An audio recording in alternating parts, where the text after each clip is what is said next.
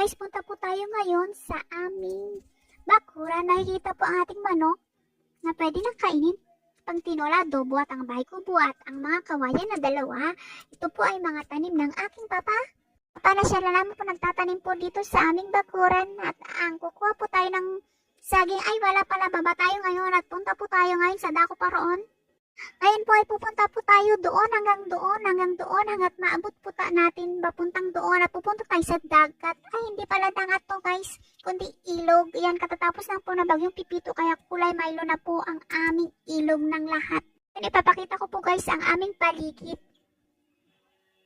Ayan po guys, ang ganda po ng alon ng aming ilog. Naalam ko po hindi po nyo nakita ang puting baka na hindi namin baka. Yung po ang bata na hindi ko po kilala. Bata po yun ng aming mga malalayang kapitbahay.